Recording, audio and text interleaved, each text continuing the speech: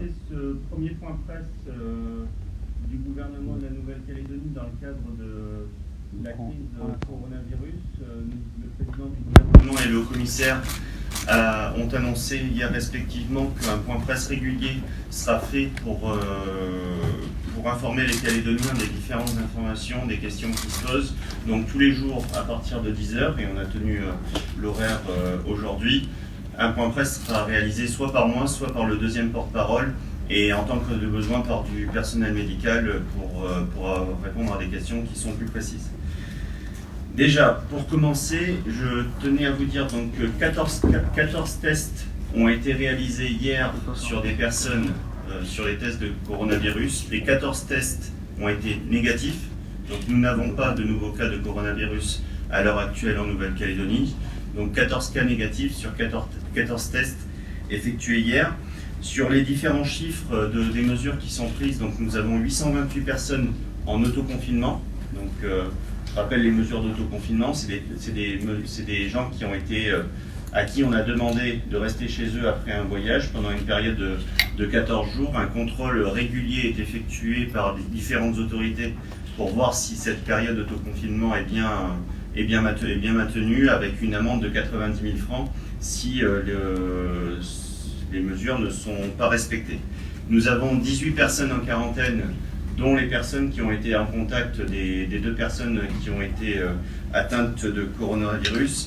Et nous avons à l'heure actuelle 342 personnes à l'hôtel Le Méridien qui a été réquisitionné pour justement sur les vols de hier pour les placer en isolement total qui était annoncé par le président du gouvernement. Donc je tiens à saluer tout le personnel qui a été mis de manière opérationnelle hier et les personnes qui ont été mises en quarantaine. C'est pas quelque chose de facile à vivre, c'est une certaine privation de liberté, mais c'est une totale privation de liberté, mais qui est nécessaire pour éviter la propagation du virus en Nouvelle-Calédonie.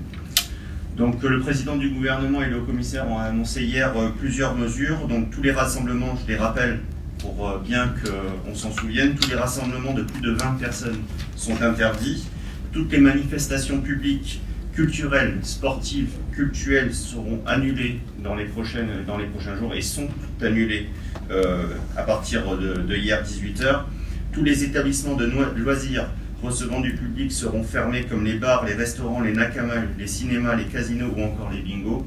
Donc ces mesures ont été mises en application dès hier 18h et les forces de l'ordre étaient hier soir sur le terrain pour vérifier de l'applicabilité de cette mesure, et on a eu un civisme de la part des Calédoniens remarquable sur le fait que ces établissements ont été fermés et les conséquences économiques qu'il y a pour ces différents commerces, et donc je remercie chacun d'avoir respecté ces différentes mesures. Donc seules les activités de livraison et de vente à emporter sont maintenues.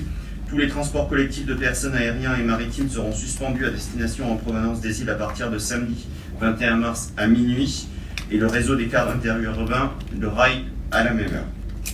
Voilà pour ce qui est le rappel des différentes mesures.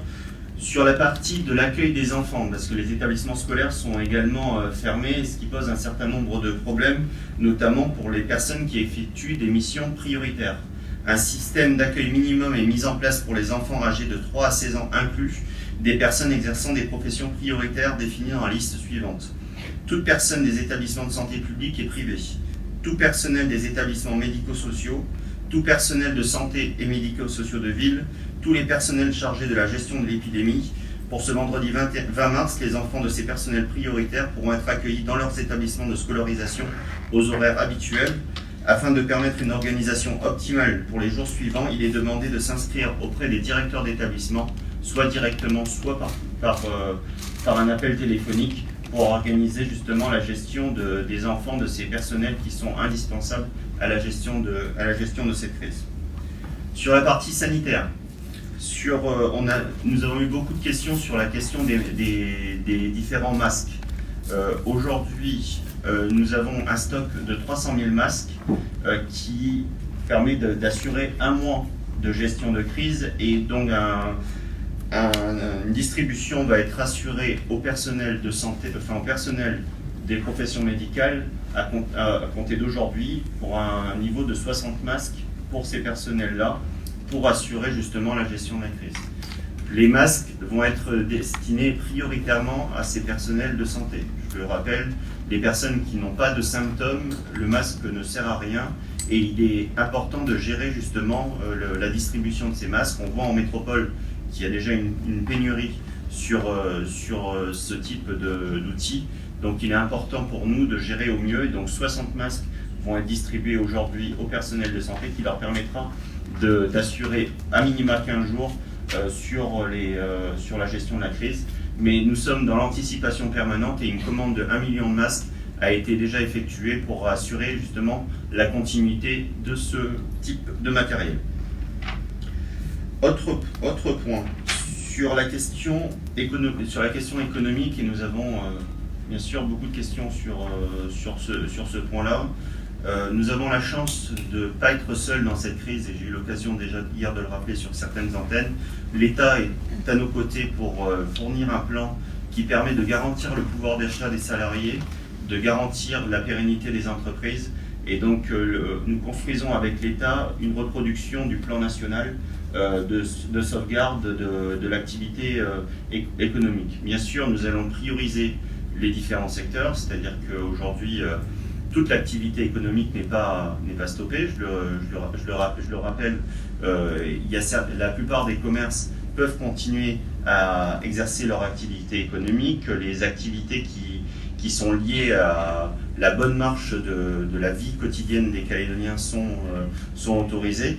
Nous l'avons dit, nous privilégions le télétravail, c'est-à-dire qu'il y a beaucoup de sociétés, on a vu des grandes sociétés de la place privilégier le télétravail et organiser comme ça. Nous avons demandé à l'OPT d'ouvrir les capacités du réseau pour pas que le réseau, excusez-moi le terme, mais que les réseaux plantent, et donc on aura un débit beaucoup plus important pour assurer ce télétravail.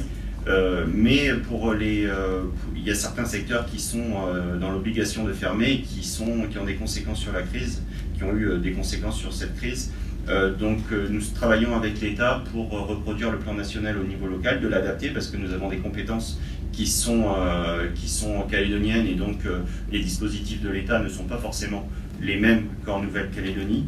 Donc ce travail est en cours de réalisation. Nous avons encore une réunion cet après-midi avec l'État sur le chiffrage de la demande qui va être effectuée au Premier ministre aujourd'hui par le président du gouvernement et les 3 présidents de province pour avoir une demande commune de la Nouvelle-Calédonie.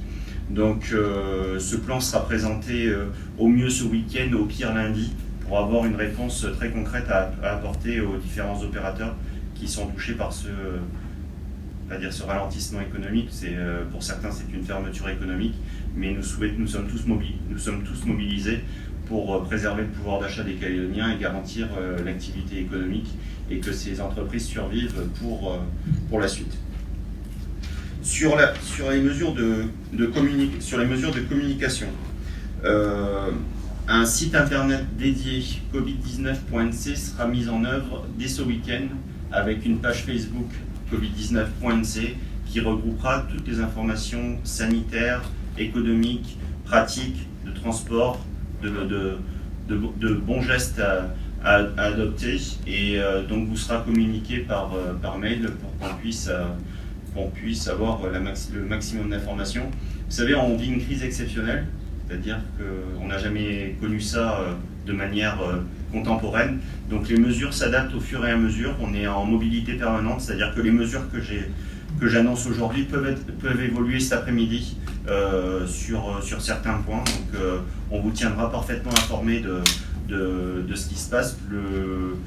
Au-delà du gouvernement, c'est tous les pouvoirs publics aujourd'hui qui sont mobilisés sur cette crise, et on souhaite être le plus transparent possible et donner le plus d'informations possible à nos concitoyens, et donc vous serez le relais pour transmettre ces informations. Parmi les informations prioritaires, je le redis, le respect des gestes barrières, c'est quelque chose d'essentiel, et nous comptons beaucoup sur vous, les médias, pour transmettre ces gestes barrières. J'ai vu que vous avez commencé, j'ai vu que c'était déjà très bien fait, mais il faut l'amplifier. J'ai vu dans certains organes de presse aussi que vous pratiquiez vous-même ces gestes barrières, ce qui est une très bonne chose. Donc je le rappelle, donc quand vous vous dites bonjour, vous ne serrez pas la main ou vous ne faites pas la bise, vous dites bonjour de loin, vous respectez 1 mètre de distance entre les différentes personnes. Vous vous lavez les mains avec du savon et du gel qui est fait pour ça.